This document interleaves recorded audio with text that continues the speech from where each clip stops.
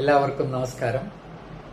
ഇന്നിവിടെ സംസാരിക്കാൻ ഉദ്ദേശിക്കുന്നത് നമ്മുടെ രാജ്യത്തെ ജുഡീഷ്യറിയുടെ ചില പരിതോവസ്ഥകളെ കുറിച്ചാണ്. അതിന് നിമിത്തമായിട്ടുള്ളത് സുപ്രീം കോടതിയിലെ ഒരു ജഡ്ജായ ഹസനുദ്ദീൻ അമാനുള്ള ഒരു പൊതുപരിപാടിക്കിടെ പ്രകടിപ്പിച്ച ചില അഭിപ്രായങ്ങളാണ്.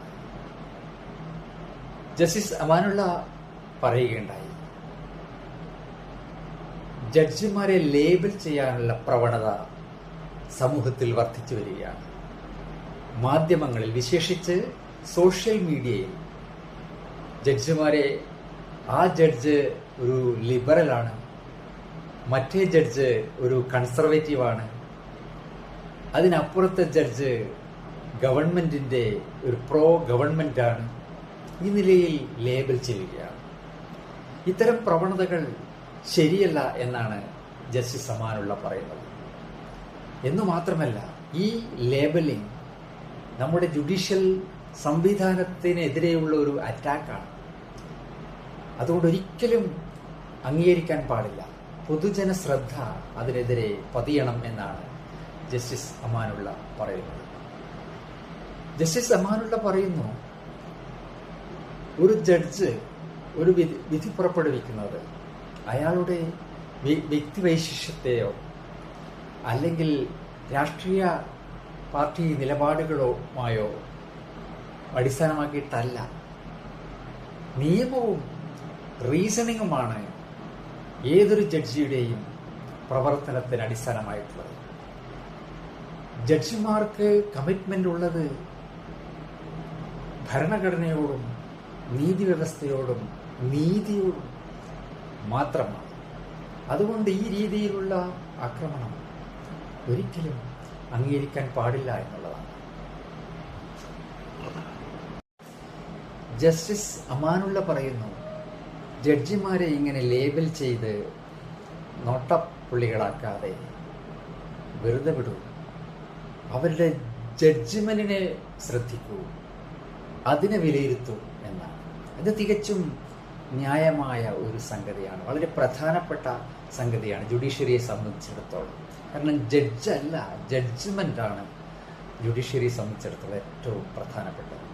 അവിടെയാണ് നമ്മൾ പരിശോധിക്കേണ്ടത്. ജസ്റ്റിസ് അമാനുള്ളയുടെ ഈ പരിദേവനം സത്യത്തിൽ അദ്ദേഹത്തിൻ്റെ ഏതെങ്കിലും വ്യക്തിപരമായ വിഷമം കൊണ്ട് മാത്രമല്ല എന്നുള്ളത് വ്യക്തമാണ്.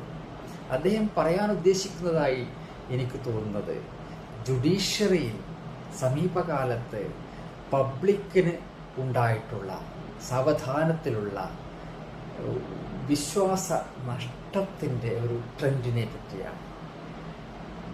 ജുഡീഷ്യറിയെ ഇപ്പോൾ പതിയെ പതിയെ ആളുകൾ മുഖവിലക്കെടുക്കാതെ ഇരിക്കുന്നു.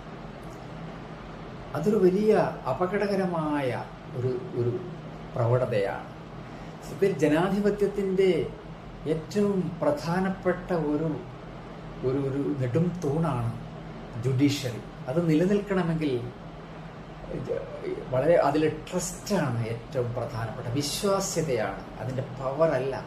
ജുഡീഷ്യറിയെ സംബന്ധിച്ചിടത്തോളം അതിൻ്റെ ട്രസ്റ്റാണ്, അതിൽ ജനങ്ങൾക്കുള്ള വിശ്വാസമാണ് ഏറ്റവും പ്രധാനപ്പെട്ടത്.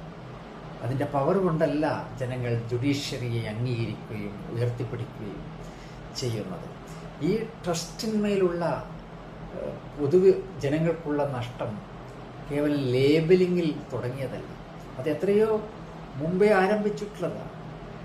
മാളത്തിൽ ഇപ്പോൾ ലേബലിങ്ങിനെ കുറിച്ച് നമ്മൾ പറയുകയാണ്, എന്നാൽ മാളത്തിൽ അതിനേക്കാൾ വലിയത് ഒളിഞ്ഞിരിപ്പുണ്ട് എന്ന് നമുക്കെല്ലാം അറിയാം. ലേബലിംഗ് അടിസ്ഥാനമാക്കി ഇങ്ങനെ വിശദമാക്കുമ്പോൾ തന്നെ നമുക്കറിയാം, ലേബലിംഗ് ഒക്കെ ഒരു കേവലം ചില രോഗങ്ങളുടെ ലക്ഷണങ്ങൾ മാത്രമാണ്. ശരിയായ രോഗങ്ങൾ വേറെയാണ്. വളരെ അപകടകരമായ ചില പെർസെപ്ഷൻസ് ഇപ്പോൾ തന്നെ ഉണ്ട്. നമ്മുടെ ജുഡീഷ്യറി ന്യൂട്രൽ അല്ല എന്നൊരു സംസാരം, അതുപോലെ ജുഡീഷ്യറിയെ ഇൻഫ്ലുവൻസ് ചെയ്യാൻ പറ്റും എന്നുള്ളൊരു സംസാരം, അതുപോലെ തന്നെ ചിലർ പറയുന്നു ഭരണകക്ഷിക്ക് ജുഡീഷ്യറിയെ വരുതിയിൽ നിർത്താൻ പറ്റുന്നുണ്ട് എന്നുള്ള ഒരു രീതിയിലുള്ള വർത്തമാനം. ഇതുകൂടാതെ പല വിഷയങ്ങളിലും അപ്പുറത്ത് ഭരണകക്ഷിയും ജുഡീഷ്യറിയും തമ്മിലുള്ള ചില സംഘർഷങ്ങൾ നിലനിൽക്കുന്നുമുണ്ട്. ജുഡീഷ്യൽ അപ്പോയിൻമെന്റ് സംബന്ധിച്ച്, അവരുടെ ട്രാൻസ്ഫർ സംബന്ധിച്ചൊക്കെ, അവരുടെ സേവന വേതന വ്യവസ്ഥകൾ സംബന്ധിച്ചൊക്കെ തർക്കങ്ങളും നടക്കുന്നു.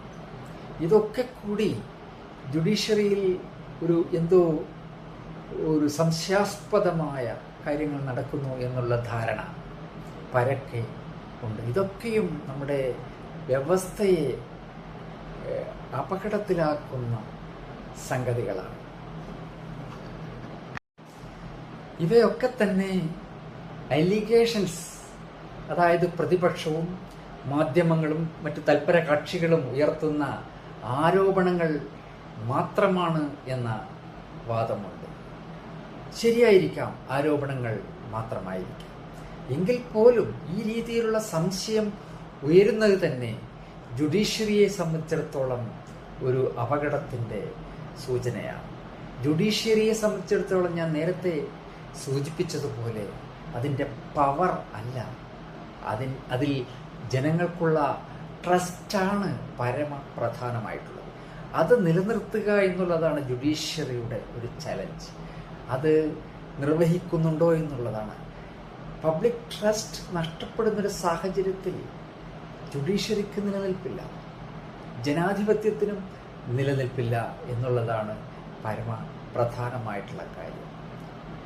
ഇത്രയും കാര്യങ്ങൾ നിങ്ങളുടെ ശ്രദ്ധയിൽ വെച്ചുകൊണ്ട് പിൻവാങ്ങുന്നു. നമസ്കാരം.